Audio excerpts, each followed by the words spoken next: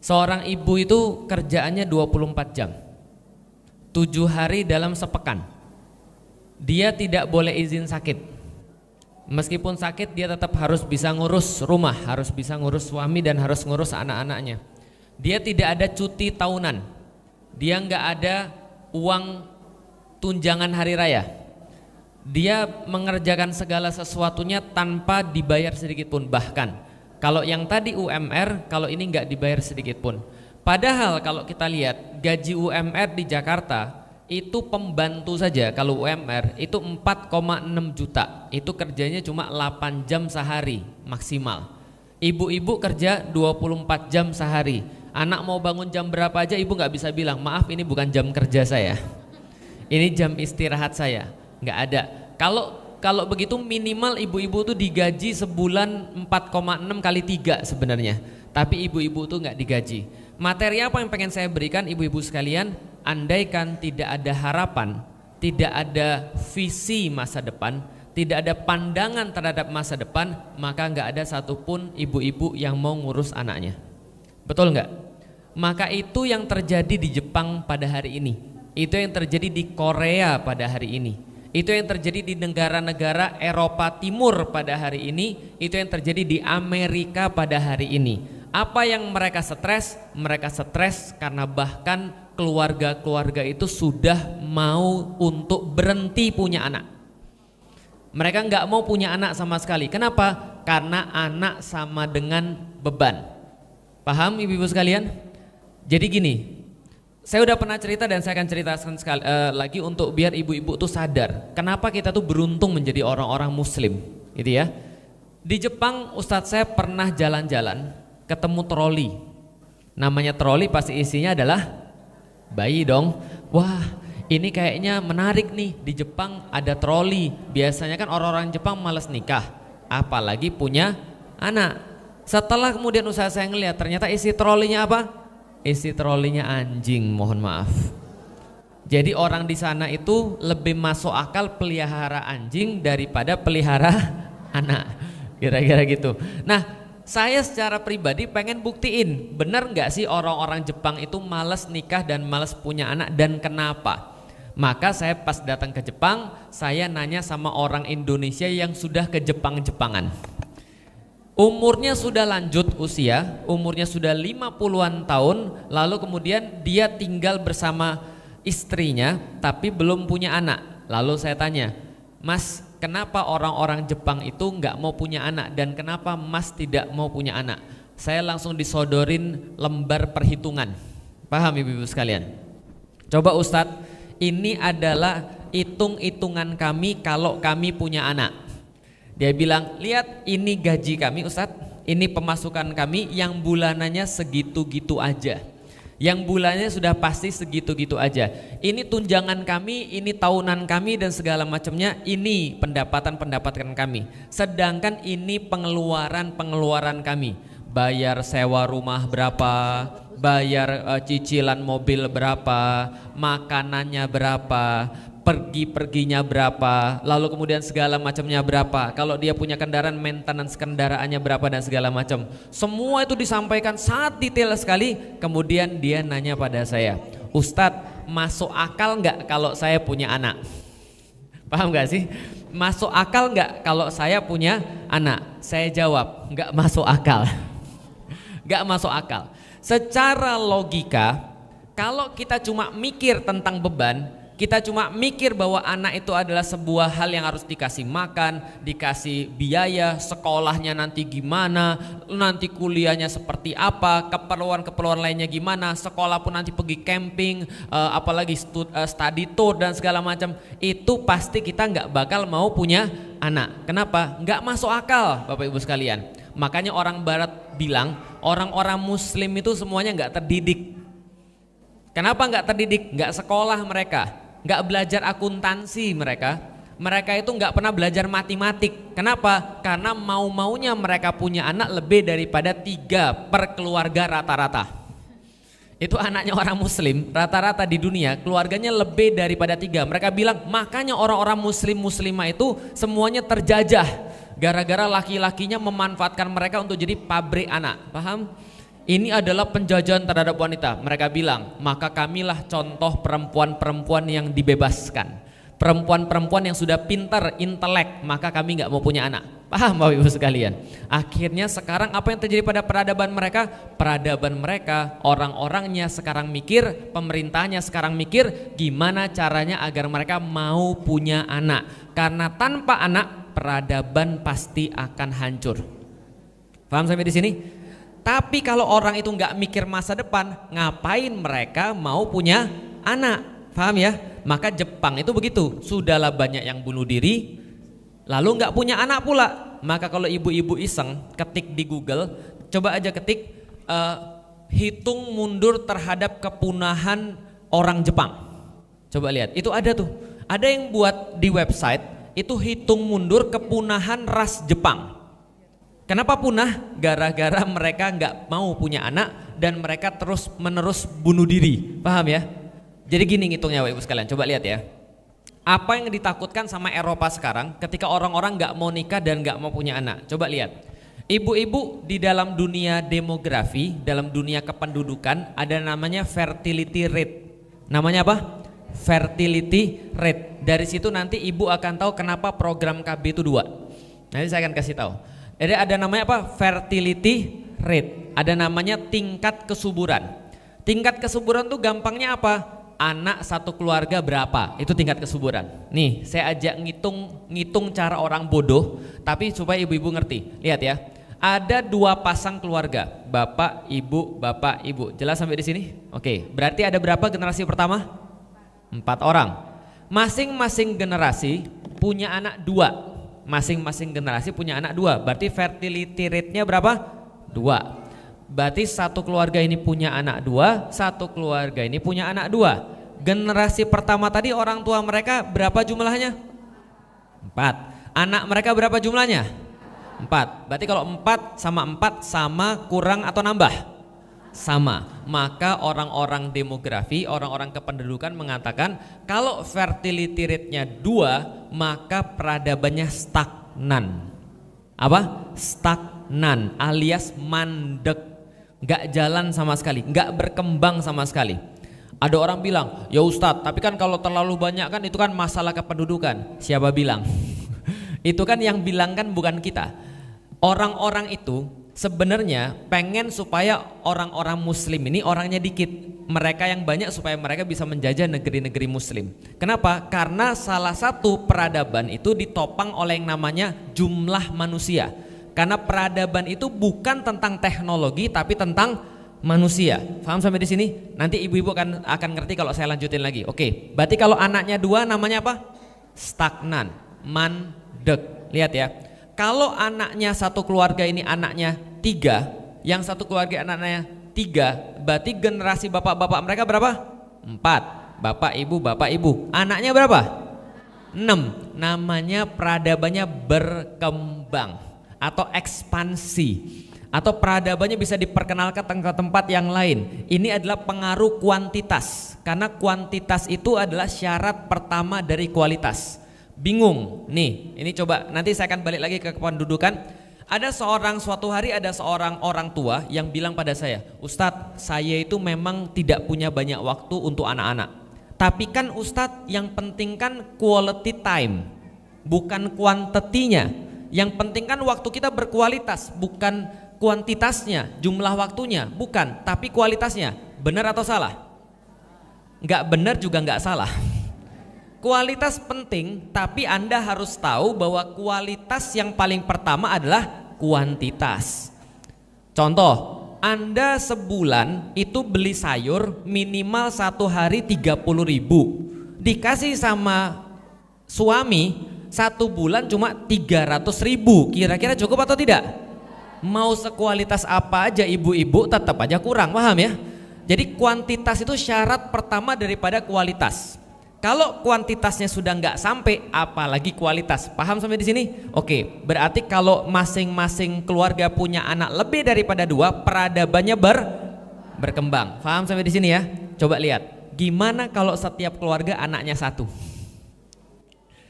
Berarti generasi pertama ada berapa? 4. Generasi kedua ada berapa?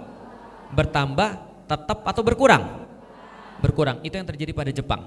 Tahu fertility rate-nya Jepang berapa? 1,6 sampai 1,7. Korea berapa? 1,7. Di bawah 2. Artinya peradabannya terus-menerus hancur. Mereka hitung mundur kapan peradaban ini usai, selesai. Paham ya? Mereka buat insentif. Siapa mau punya anak lebih daripada 1, kami kasih tunjangan dari pemerintah. Siapa yang mau nikah, kami kasih tunjangan sama pemerintah. Beruntungnya orang muslim di Indonesia, itu kan nggak punya duit aja mau nikah dia. Gak punya duit aja tetap beranak dia kan, itu kan ya.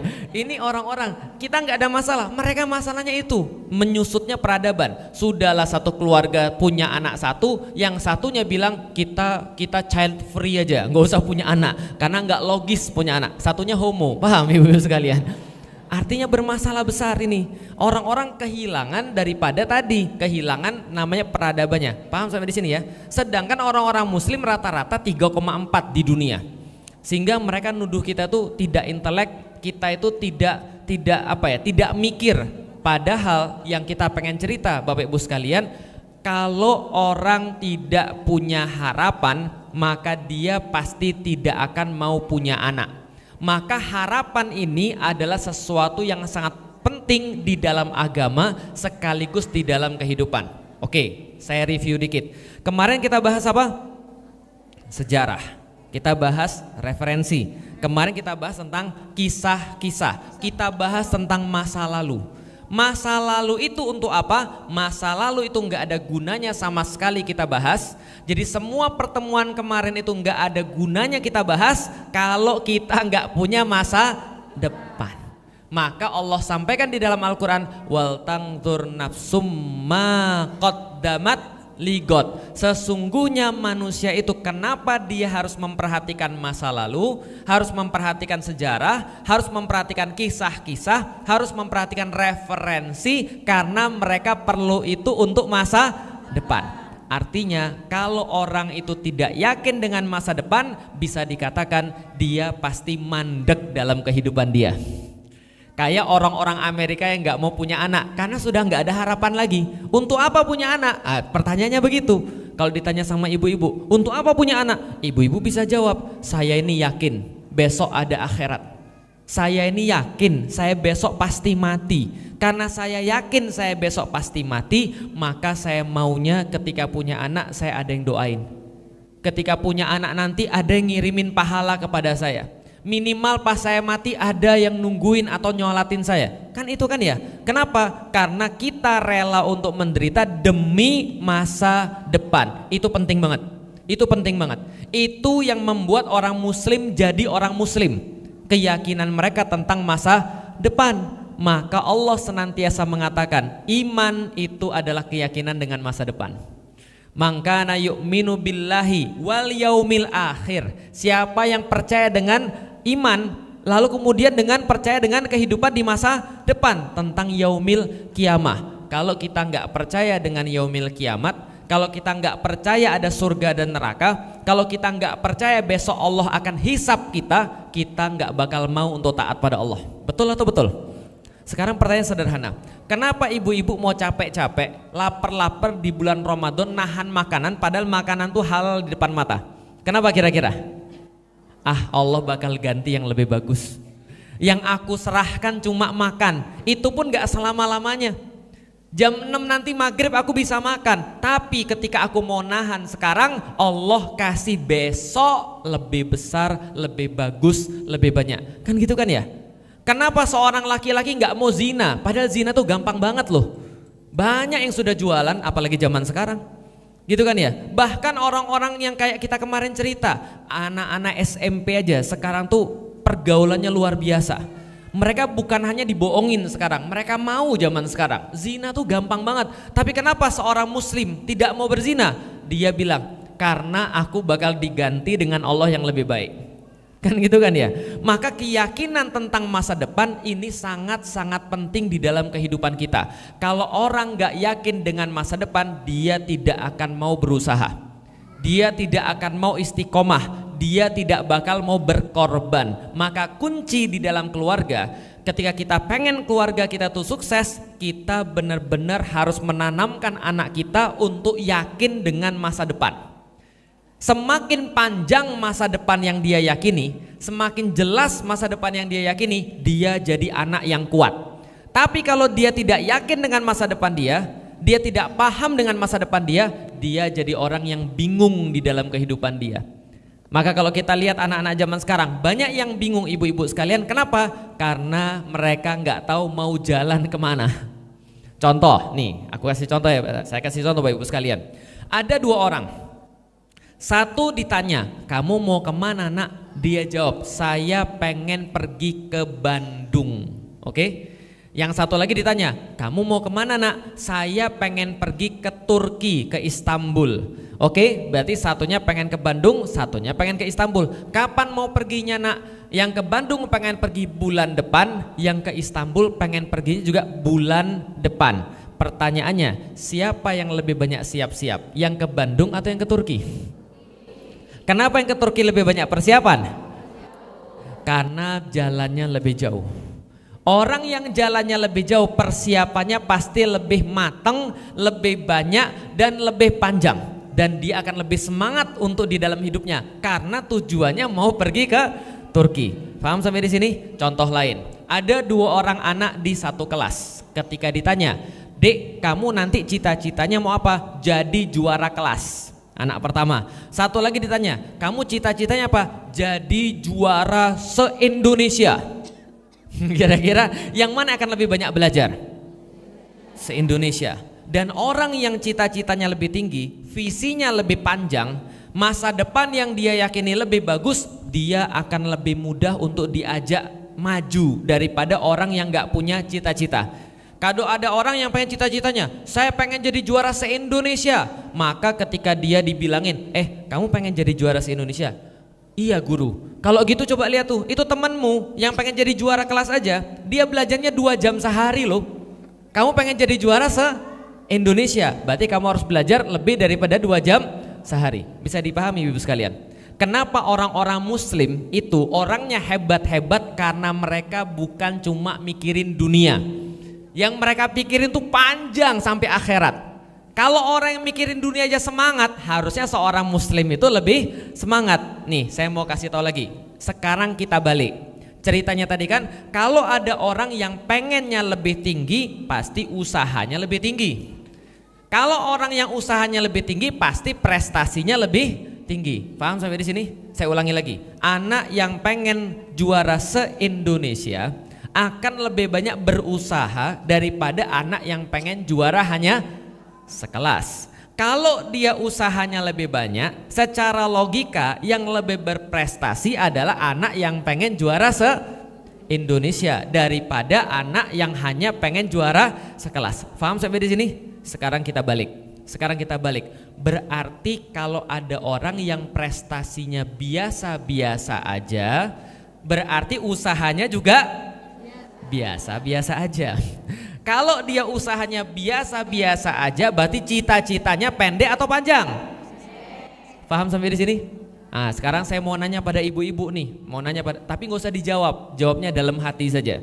Menurut ibu-ibu sekalian, kita ini termasuk orang yang prestasinya biasa aja atau tinggi? Nggak usah jawab.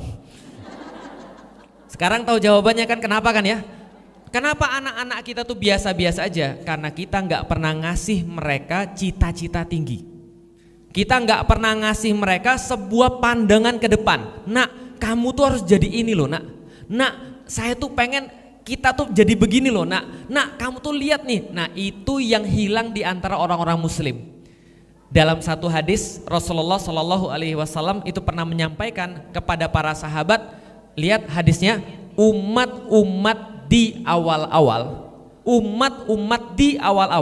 dimenangkan oleh Allah, ditolong oleh Allah karena 2 hal, kata Rasulullah. 2 hal. 1, mereka memiliki impian panjang tentang akhirat mereka, visi mereka, itu yang pertama. Yang kedua, zuhudnya mereka akan dunia. 2, 1 apa? Visi mereka, masa depan yang mereka yakini. Yang kedua, zuhudnya mereka dengan dunia. Itu 2. Sedangkan orang-orang di zaman kita hancur gara-gara apa? Nggak punya visi panjang. Yang dipikirin cuma diri sendiri, yang dipikirin cuma dunia tok, yang dipikirin bahkan cuma hidup hari ini aja. Makanya mereka jadi orang-orang yang biasa aja dan mereka tidak zuhud dengan dunia. Itu orang-orang pada zaman sekarang. Orang zaman dulu ditolong dengan apa? Satu, visi. Dua, zuhud. Visinya panjang. Yang dipikirin bukan cuma dunia, ibu. Yang dipikirin bukan cuma diri sendiri. Karena yang dipikirin bukan diri sendiri doang, yang dipikirin bukan dunia aja, maka dia bekerja lebih keras. Setiap pagi dia mikir gimana caranya agar agama Allah ini lebih bagus, gimana agar akhirat saya ini dapatnya bagus. Maka dia berusaha nggak kenal lelah.